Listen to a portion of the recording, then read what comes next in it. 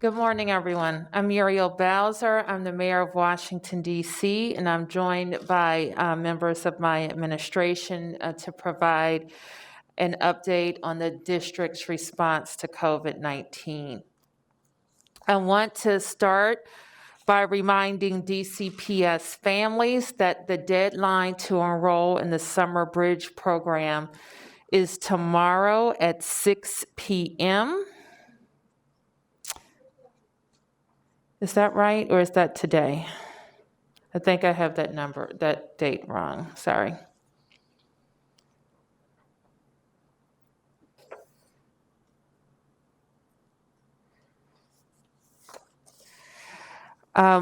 So we're gonna come back to the Summer Bridge and make sure I give you the right date.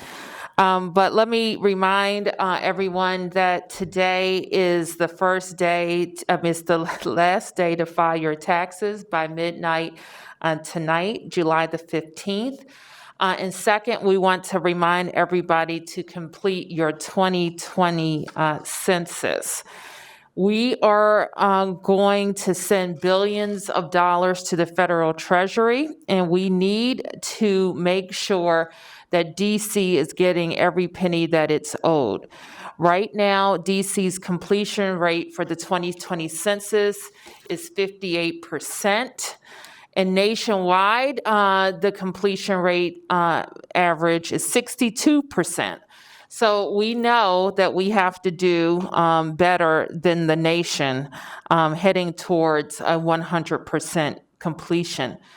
We have a team of people working with community partners to make sure that Washingtonians can fill out the census. So go to 2020census.gov.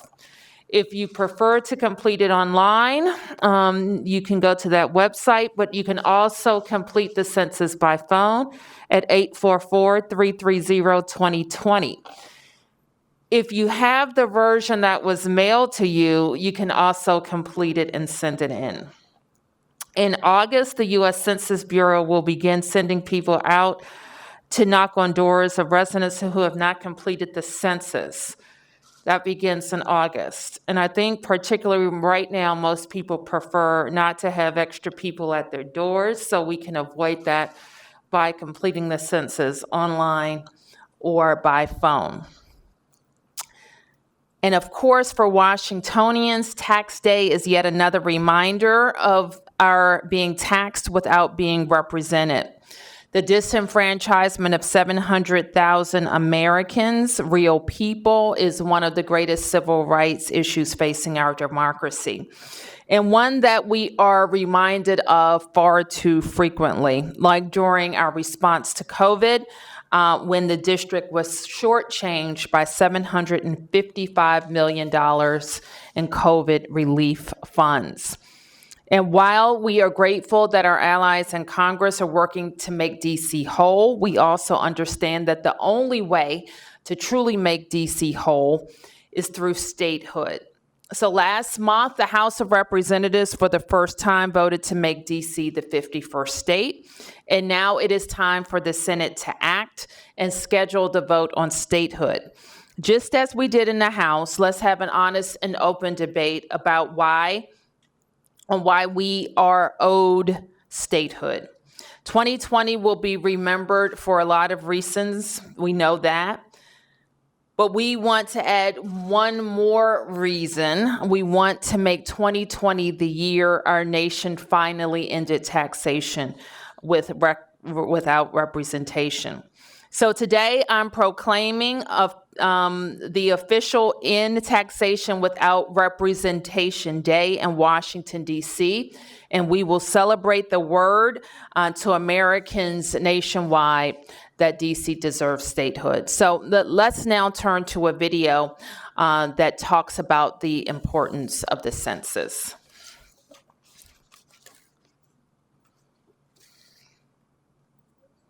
Everybody needs to be counted in the 2020 census. Participating in the 2020 census is easy and confidential, and it gives us the visibility we need to demand real change. Whether you've lived in America your whole life or just moved here, no matter what language you speak, whether you are an American citizen or an undocumented immigrant, filling out the census says, I'm here. I am part of America and I count. Believe me, the 2020 census is a tool for change. Let's all use it.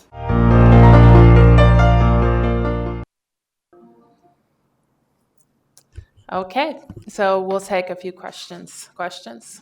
Sam? There was a bill, I guess, that puts, in terms of taxes, that adds, is it a 3% tax onto advertising that the council passed? Well, what is your view on that tax? I don't think that the council needed to raise taxes to balance a budget that continued to invest in DC priorities or values. So, I know there's that issue, the policing issue. Are you planning to veto anything because of these? We will continue to have conversations with the council leading up to their second vote on the budget, which I guess is coming up on Tuesday. Is that right? And there are some things we want to continue to urge them to rethink. So you're going to ask them to take that out? There are a number of priorities that we're looking at, Sam, that we think need to be changed. Okay, and while we're on the subject, police reform, what are your concerns there? I know last time you said that basically he was ready to sign. You hadn't really decided exactly what you were going to do. I do have it, and I am continuing to review it. Yes. I know Dr. Nesbitt isn't here, but in today's data, we saw that the transmission rate rose above 1 for the first time since late April. And there's a footnote that also says that the transmission rate is less of a reliable indicator as you get less data and cases are declining. So what should the public make of that we have this metric going above a threshold for common month? Well, we have several metrics, as you know, that are on the dashboard, and she will be at the briefing tomorrow, and we can have a fuller discussion of all the metrics. Clearly, if she were here, she would likely say that we look at all of them for a number of reasons so that the health officials understand the quality of what the virus is doing in the city. So sounds obvious, but we would rather see it lower than higher. And but it is one of several metrics that we're following. How have the delays in testing influenced the city's response, as you're essentially getting data back later than you normally would expect in this phase? Normally would expect based on what? Well, the idea is to get test results back in 3 to 5 days. Now, if the average is closer to 5 days, and some people are reporting getting. Well, I think what we know with that is we like to get it instantly, but we also know that thousands of tests that are being done, not only here but around the country, are affecting the national laboratories who are assisting us with testing. So we have brought on board, we have some internal capacity, which we've maxed out, and we have additional capacity that we've contracted. And we want the results to folks just as soon as possible so that they are making the right decisions.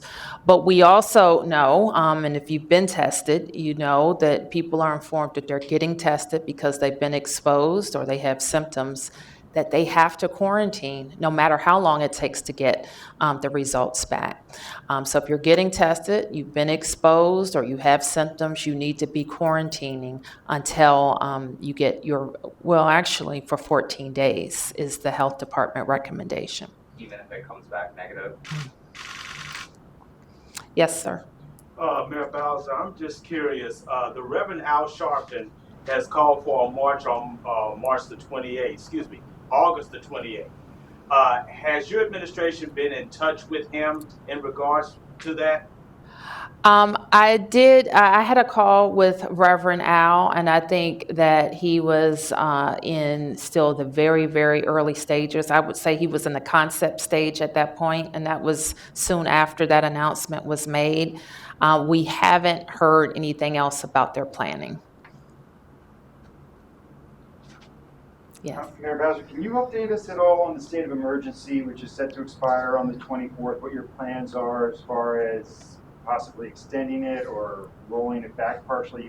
You've given us some indication that you needed it logistically dealing with the federal government, but maybe not so much in the city. I'm just wondering what your plans are there. We will extend it, and we will likely extend it through what the council has already authorized, and that's through October. It's early October, I think.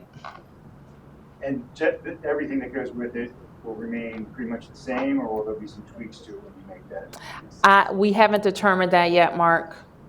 And then can I ask you, so there are a lot of people who have, as you well know, who have expired driver's license in DC, and you've reopened the DMVs, but right now, the soonest appointment you can get to take care of that at many of the locations is either late October or into November.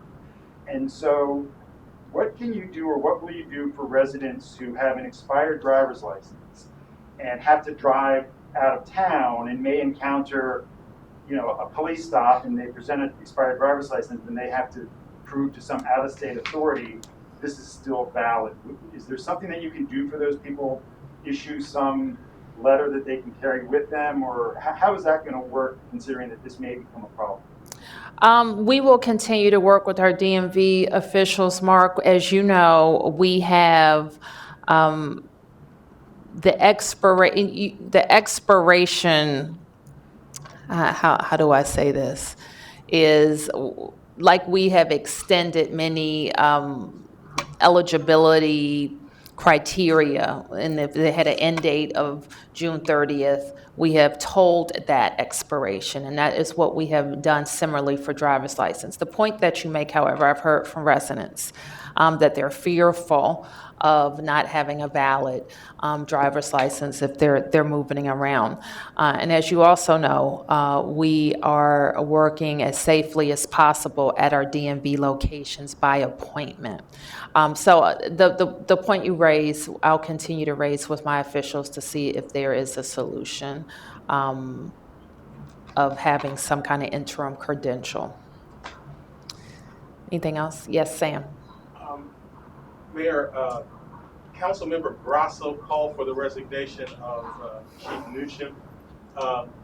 I've been getting emails from people saying they support the chief, and I understand the chief has an event. He's going to be participating in a police clergy event tonight. I'm sorry.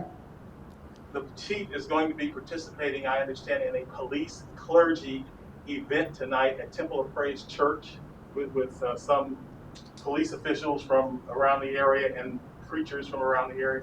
Anyway, is the chief in any trouble? That's the basic question to you.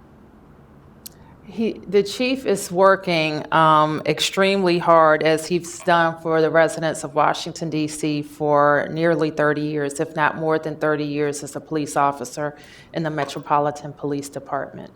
And we are in very significant time in fighting against crime, and in fact, in our city at levels that we should all be alarmed by.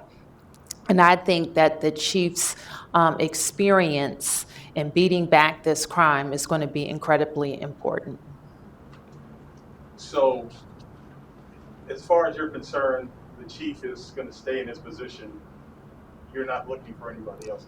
I am absolutely not, and I don't think the residents of Washington, D.C. are either. And it sounds like there's one council member who never supported the chief, as you know. Yes. Mayor Bowser, when the council took up the budget last time, Mendelson said that it's almost assuredly that businesses are going to have to pay higher unemployment taxes. Is that something that your administration is pushing for, to have businesses pay higher unemployment taxes? I don't really know why that the chairman made that statement, because I don't know that we have any final analysis. But I think you recognize that the unemployment fund has been hit in an unprecedented way. And so what we will have to determine is what it takes to keep the fund healthy. So I don't think it's an outlandish statement that he made, but we haven't completed an analysis. Then what specific budget changes are you going to be pushing ahead of the vote next Tuesday? I don't have the list right in front of me, Finnet, but they're just a number of concerns that we have, and we can plan to talk about it at a later briefing.